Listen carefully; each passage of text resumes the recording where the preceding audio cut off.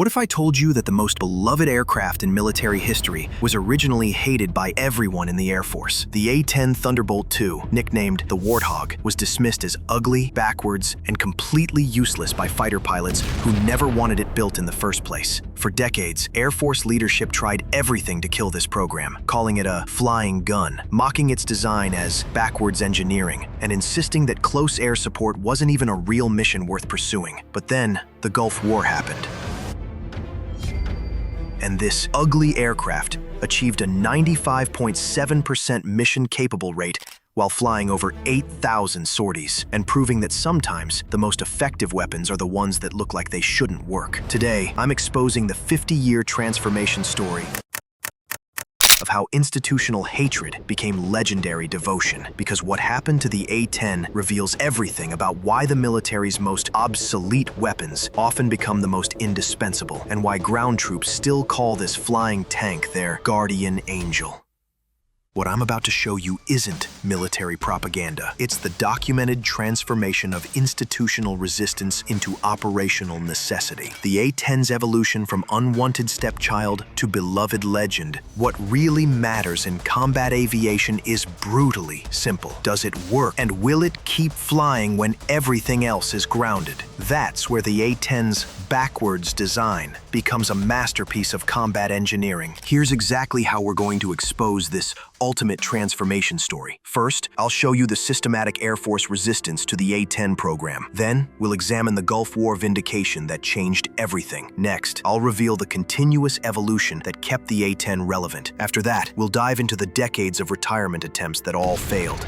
The A-10's transformation represents the ultimate victory of combat effectiveness over institutional prejudice. Look, I get it. When you first see an A-10, it looks like someone built an aircraft around a gun and forgot to make it pretty. The A-10's ugly design isn't a flaw. It's the most honest aircraft ever built. If you're a soldier pinned down by enemy fire, do you want air support that looks good in air shows, or do you want something that can loiter overhead for hours, absorb massive battle damage, and put ordnance exactly where you need it? The A-10 represents a weapon designed entirely around its mission, a dedicated tank killer, and that single-minded focus is exactly what made it so controversial and so effective. First revelation. Here's the first major revelation that destroys the institutional hatred narrative. The Air Force never wanted the close air support mission in the first place, and the A-10 represented everything they were trying to avoid. When the A-10 program began in the early 1970s, Air Force culture was dominated by fighter pilots who saw air-to-air combat as the only mission worth pursuing. Close air support was considered a lesser role, something that interfered with the real business of achieving air superiority. The design mockery that followed was brutal and systematic. Fighter pilots called it the Warthog as an insult, mocking its twin-engine layout, straight wings, and ungainly appearance. They said it looked backwards because the engines were mounted behind the wings instead of integrated into the fuselage. But here's what those critics completely missed. Every ugly design choice was a survival feature. The twin engines provided redundancy when one got shot out. The straight wings allowed low-speed loitering that swept wings couldn't match. The rear-mounted engines protected them from ground fire and foreign object damage. The A-10 wasn't designed to win beauty contests. It was designed to absorb punishment and keep flying when everything else would be shot down. And the Gulf War proved that ugly works better than pretty. Second revelation.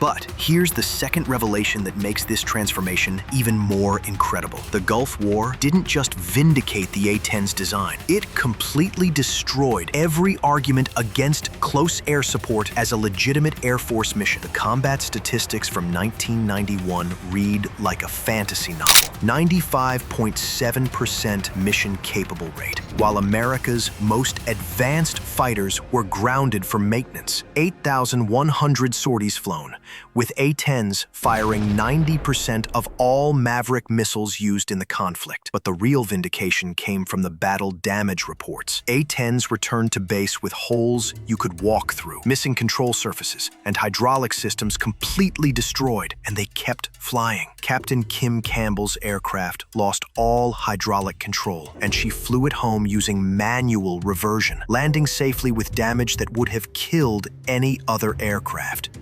Here's what the Pentagon didn't expect. Ground troops who had never seen close air support before became absolutely devoted to the A-10. They started calling it their guardian angel and requesting A-10 coverage by name. Some infantry units refused to advance without A-10 overhead. The psychological impact was even more devastating than the physical destruction. Iraqi forces learned to recognize the A-10's distinctive engine sound and would abandon positions rather than face the flying tank that could loiter overhead for hours. That's when Air Force leadership realized they had a serious problem with their unwanted aircraft. Third revelation.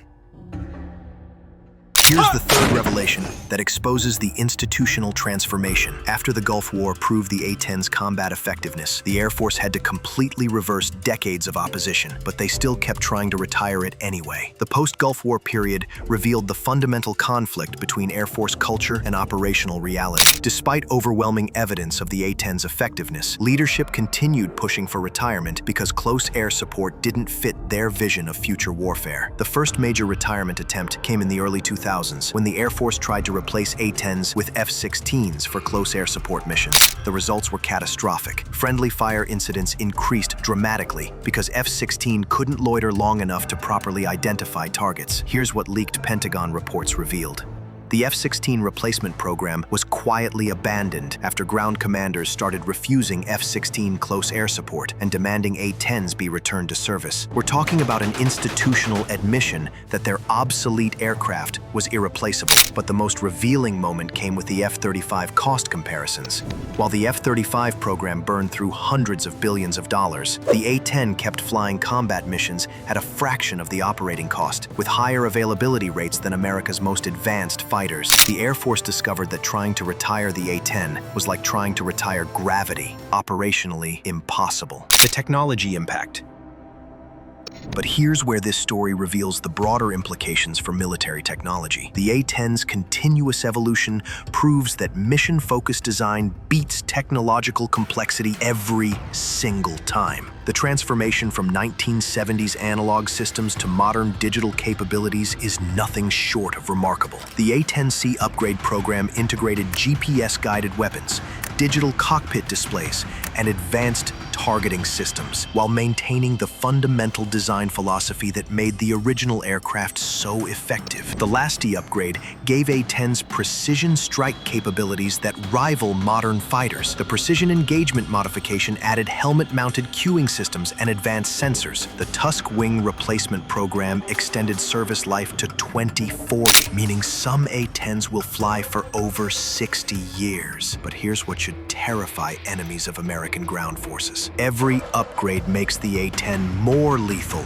while maintaining its legendary survivability. We're talking about an aircraft that combines 1970s toughness with 2025 precision, the worst possible combination for anyone facing American ground operations. The psychological impact remains as devastating as ever. Modern conflicts in Iraq and Afghanistan prove that the A-10's distinctive sound still causes enemy forces to abandon positions rather than face an aircraft that can stay overhead indefinitely. And that psychological dominance is something no amount of technology can replicate.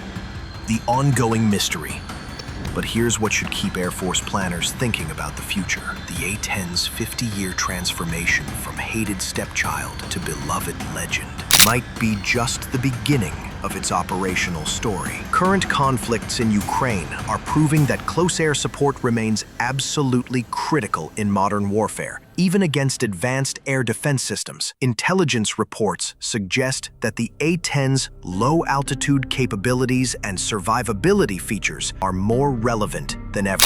The most intriguing development is the ongoing life extension programs that could keep A-10s flying into the 2040s and beyond. We're talking about an aircraft designed in the 1970s that might outlive every fighter that was supposed to replace it. Some defense analysts Scientists are predicting that the A-10's mission-focused design philosophy will influence future aircraft development. Instead of multi-role compromises, we might see a return to specialized platforms that do one job exceptionally well. The question that no one in the Pentagon wants to ask is simple. What happens when the most obsolete aircraft in the inventory becomes the most operationally necessary? The A-10's transformation story might be providing the answer to the future of military aviation.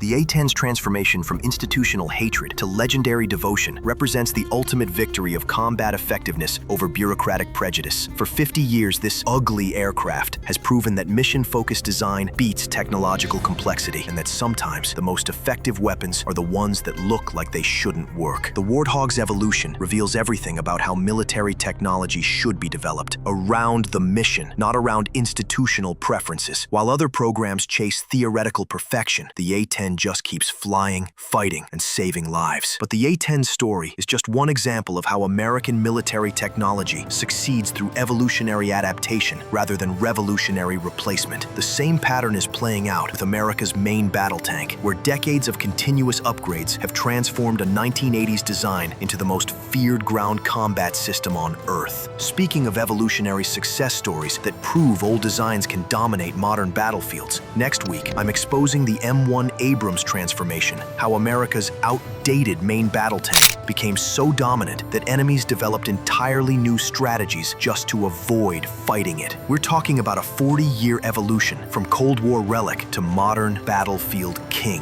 with upgrade programs that keep making it more lethal every single year. If you want to understand how continuous evolution beats revolutionary replacement in military technology, hit that subscribe button and ring the notification bell. The M1 Abrams evolution breakdown drops next, and what I'm going to reveal about this tank's transformation will show you why sometimes the best new weapon is an old weapon that never stops improving. Do you think the A-10's 50-year success proves that mission-focused design beats multi-role complexity? Or are we just seeing the last gasp of specialized military aircraft? Let me know your thoughts in the comments below, because this debate about specialization versus versatility is reshaping how America builds weapons for future conflicts.